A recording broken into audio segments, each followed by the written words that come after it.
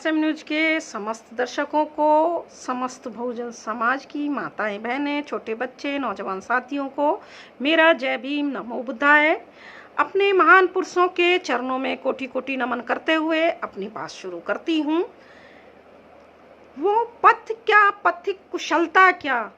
वो पथ क्या पथिक कुशलता क्या, जिस पथ में बिखरे सूल न हो, जिस पथ में बिखरे सूल न हो। नाविक की धैर्य कुशलता क्या, नाविक की धैर्य कुशलता क्या, जब धाराएं प्रतिकूल न हो, जब धाराएं प्रतिकूल न हो। तो आज एसएम न्यूज़ ने मुझसे पूछा है कि क्या मृत्यु के बाद नरक और स्वर्ग होता है। तो मैं कहती हूँ कि मृत्यु के बाद कोई भी पूरे ब्रह्मांड में, पूरी दुनिया में, पूरे विश्व में, भारतवर्ष में कहीं भी मृत्यु के बाद कोई नरक और स्वर्ग नहीं होता है। जो भी नरक और स्वर्ग है, जो भी लाभ हानि है, जो भी दिन और रात है, जो भी अच्छाई और बुराई है, जो भी कर्म है, जो भी घटनाएं होती हैं या जो भी कुछ भी घटनाएं घटित होती हैं, वो इस जीवन में होती हैं, यानी वर्तमान में होती हैं, वर्तमान में होती हैं। मृत्यु के बाद कहीं कोई नरक और स्वर्ग नहीं है। जो भी कुछ है वर्तमान में है, और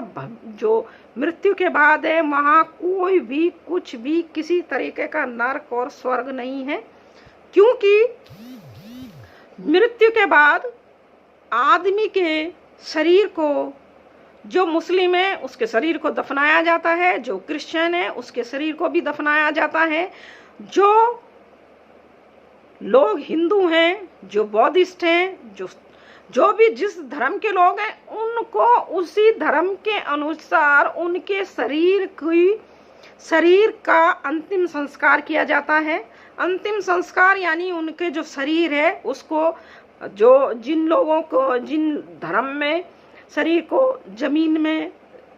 में दफनाया जाता है उसे दफना दिया जाता है। यानी शरीर जो है वो नरक और स्वर्ग में नहीं जाता। मेरा कहने का मतलब ये है, शरीर मिट्टी है और यहीं रह जाता है, वो अग्नि में वो हो जाता है परिवर्तन, और शरीर जो है हमारा जलकर राख के रूप में परिवर्तित हो जाता है। और जो है जो दफनाए जाते हैं उनका शरीर जो है वो हड्डियों का कुछ वो नीचे जमीन में रह जाता है। यानी कुल मिला के मेरे कहने का मतलब ये है कि शरीर ऊपर कहीं नहीं जाता है, स्वर्ग और नरक में नहीं जाता है। जो कहते हैं कि मृत्यु के बाद जो है स्वर्ग और नरक है। तो मैं यहाँ बताना चाहती हूँ कि 3000 साल पहले जो ये पुराण कथाएं, दंत कथाएं, कोरी कल्पनाएं, पोल लीलाएं, काल्पनिक घटनाओं पर, काल्पनिक लोगों पर जो भी शास्त्र लिखे गए हैं वो सब काल्पनिक है। और ऐसा ही एक गरुड़ पुराण और भविष्य पुराण है। गरुड़ पुराण में जो लोग धार्मिक हैं, जो लोग धार्मिक उस पर विश्वास करते हैं, जो लोग शिव जी को भगवान कहते हैं, तो मैं तो शिव जी को भगवान नहीं कहती, मैं तो इतना मात्र मानती हूँ कि कोई शिव जी नाम का कोई व्यक्ति हुआ होगा। मुझे पूरा यकीन नहीं है कि शिव जी कोई होगा, लेकिन हुआ होगा। तो शिव जी जो है दंत कथाओं के अनुसार, कोरी कल्पनाओं के अनुसार शिव जी जो है, शिव जी एक पक्षीराज है। गरुड़ पुराण के अनुसार तो पक्षीराज को शिव जी ये कहानी सुनाता है कि इस संसार में, यानी इस भारतवर्ष में, संसार तो मैं नहीं कहूँगी क्योंकि शिव जी और ये गरुड़ पुराण और भविष्य पुराण और गीता, ये सब रामायण महाभारत, ये सब भारतवर्ष में हुए, विदेशों में नहीं हुए, पूरे संसार में नहीं हुए हैं। तो वो कहता है कि इस भारतवर्ष में, यानी जो लोग धार्मिक नहीं रहे हैं या जो व्यक्ति धार्मिक नहीं है, धार्मिक से यहाँ मतलब ये है कि जो धर्म लीलाओं में लिप्त नहीं हैं, जो धर्म गोष्ठियों में नहीं जाते हैं, धार्मिक प्रोग्राम जो होते हैं उनके आयोजन जो होते हैं उनमें नहीं जाते हैं, धार्मिक स्थलों पे नहीं जाते हैं, मंदिरों में नहीं जाते हैं, या उनके क्षेत्रों में जो जो भी धार्मिक कथाएं हैं या जो धार्मिक स्थल हैं उनका वो भ्रमण नहीं करते हैं, और मंदिरों में जाके पत्थरों की जो मूर्तियां बनी हुई हैं उन पत्थरों की मूर्तियों पे जो पूजा पर नहीं चढ़ाते हैं, जो अपने खून पसीने की कमाई को उन पुरोहितों के चरणों में या उन पत्थर की मूर्तियों के चरणों में अर्पित नहीं करके आते हैं, वो लोग मृत्यु के बाद में, यानी जो धार्मिक नहीं है या जो धार्मिक थे वो अधार्मिक हो गए हैं, जिन्हें पुराना विचार छोड़ के नए विचार धारण कर लिए हैं, जिन्होंने सड़ी गली व्यवस्था को खत्म करके उन्हें अपने दिमाग से निकाल के और अपने अच्छे दिमाग से उन्होंने इस उन्माद को छोड़ दिया है, और वो नए विचारों का उनके दिमाग में प्रवेश हो गया और नए विचारों के अनुसार वो कार्य कर रहे हैं। तो वो लोग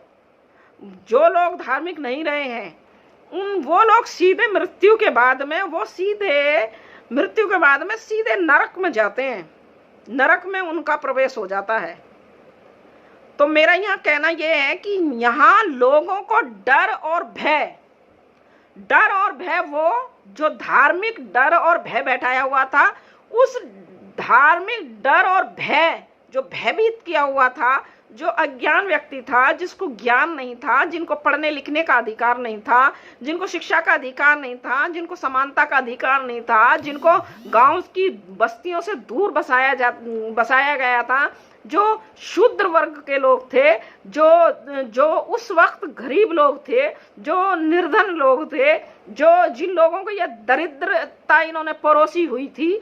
और उन लोगों को अज्ञान थे, भोले भाले लोग थे जिनको ज्ञान नहीं था, उन लोगों को इन्होंने धार्मिक अंधविश्वास में फंसा दिया था, धार्मिक भय दिखाया हुआ था, धार्मिक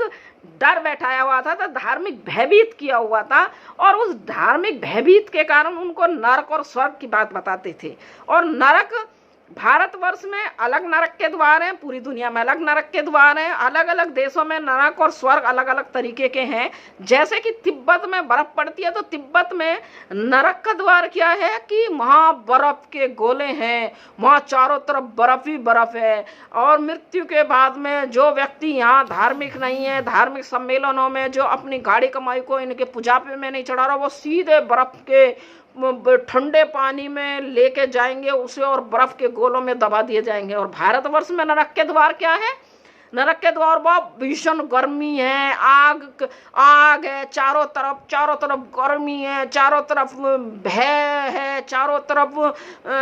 बहुत बड़ा कढ़ाया है, उस कढ़ाई में खौलता हुआ तेल है, नीचे अग्नि जल रही है और तेल उबल रहा है, जो और चारों तरफ अंगारे फैले हुए हैं, चारों तरफ कांटे हैं, चारों तरफ शीशे टूटे हुए, कांच बिखेरे हुए हैं, भीषण गर्मी है, लोग चिल्ला रहे हैं, तड़प रहे हैं, मर रहे हैं, ये हो रहे हैं। तो जो लोग यहाँ धार्मिक नहीं है, जो पूजा पर नहीं चढ़ा, वो सीधे यमराज आएगा और यमराज उन्हें मारता पीटता छेदता हुआ लेके जाएगा और उन्हें सीधे कढ़ाई में झोंक देगा। जाते हैं ना तो नीचे जमीन पर अधर्म कर रखा था, तूने धार्मिक पूजा पे नहीं चढ़ा रखे थे, तो तू धार्मिक स्थलों पे नहीं जाता था, तो अपने पैसे को अपनी गाड़ी कमाई को अपने बच्चों की फीस में देता था, अपने बच्चों को पढ़ा रहा था, तू साफ सुथरा रहता था, तू दरिद्र नहीं था, तू वे नहीं था, तुझे हम कढ़ाई में तुझे गर्म। तो ये इन्होंने नरक का बनाया हुआ था। और स्वर्ग ऐसा बनाया हुआ था कि जो लोग यहाँ जो परजीवी थे, जो मुट्ठी भर लोग हैं, जो परजीवी हैं, जिन्हें ज्ञान है, जिन्होंने इन लोगों को भयभीत किया हुआ था, डराया हुआ था, और जो इनकी गाड़ी कमाई को, इनके खून पसीने की कमाई को, इनके मजदूरी की कमाई को पुजापे के रूप में, पत्थरों की मूर्तियों के रूप में किसी न किसी से धार्मिक भयभीत करके, धार्मिक डर बैठा के जो इनसे हड़पते रहते थे, लूटते रहते थे, वो लोग सीधे यमराज आएगा, उन्हें फूलों की गाड़ियां सजा के लाएगा, चारों तरफ सुगंधित फूल होंगे, कंदमूल फैले होंगे, 56 भोग होंगे, मालाएं होंगी, उन पे सीधे मालाएं चढ़ाएंगे और कहेंगे चलो प्रभु जी आपकी मृत्यु हो गई, आपको सीधे स्वर्गलोक में लेने के लिए आया हूँ और मैं ये उड़न खटोला लेके आया हूँ, हम और आप इसमें बैठ के उड़न खटोले में उड़ेंगे, क्योंकि हम सीधे स्वर्ग में जा रहे हैं। और स्वर्ग भी इनका ऐसा कि स्वर्ग में वहाँ अप्सराएं हैं, चारों तरफ 56 भोग हैं, चारों तरफ फूल हैं, कंदमूल हैं, चारों तरफ झूले हैं, चारों तरफ ऐशो आराम है, चारों तरफ एयर कंडीशन लगे हुए हैं, ठंडी हवाएं चल रही हैं, और अप्सराएं डांस कर रही हैं, नाच रही हैं। और वो अप्सराएं ऐसी जो कभी भी जीवन में, जो 3000 साल से आज तक भी बूढ़ी नहीं हुई हैं। उनकी उम्र जितनी 18-19 साल की थी या 16 साल की कोपल महिलाएं थी, कोपल अप्सराएं थी, वो ऐसी की ऐसी हैं। जो यहाँ स्वर्ग जो यहाँ स्वर्ग भोग रहा, वो सीधे वहाँ जाके उन अप्सराओं का भोग करेगा। ये इनकी वो थी। तो ये मेरा यहाँ कहने का मतलब ये है कि कहीं भी नरक और स्वर्ग नहीं है। जो भी नरक और स्वर्ग है वो सब वर्तमान है। जो वर्तमान है, अगर आपका मनुष्य का वर्तमान अच्छा है, वर्तमान में हम अच्छा जी रहे हैं, वर्तमान में हम अच्छा खा रहे हैं, तो कल हमारा आने वाला जो है, हम बीमारी से बचे रहेंगे, हम हर तरीके से बचे रहेंगे। अगर हमारा वर्तमान सही है, हम गंदे कपड़े नहीं पहनेंगे, हम दरिद्र नहीं रहेंगे, हम शिक्षित रहेंगे, हमें ज्ञान रहेगा, तो हम अपने भविष्य को बहुत अच्छा, यानी कल आने वाले समय को बहुत अच्छे से सुरक्षित कर सकते हैं। हम अपने बच्चों को अच्छी शिक्षा दे सकते हैं। तो ये ही नर्क और स्वर्ग है। कहीं पूरी दुनिया में कोई नर्क और स्वर्ग नहीं है, क्योंकि जब व्यक्ति की मृत्यु हो जाती है, तो ऊपर, यानी इन कोरी कल्पनाओं के अनुसार, शरीर के अनुसार, यमराज जो है उस व्यक्ति के शरीर को नहीं लेके जाता, जो वहां जाके उन सुविधाओं को भोगेगा, या उसके शरीर में कष्ट होगा, या वो, क्योंकि शरीर तो यहीं रह जाता है, जमीन पर ही रह जाता, सब कुछ यहीं रह जाता, सारी चीजें, क्रियाएं यहीं हो जाती हैं। तो वहां कष्ट किसको होगा? नरक कौन भोगेगा या स्वर्ग कौन भोगेगा? शरीर तो हमारा यही है, जो मिट्टी में मिलना है, जो राख होना है, जो खाक होना है हमारा। तो नर्क और स्वर्ग क्या है?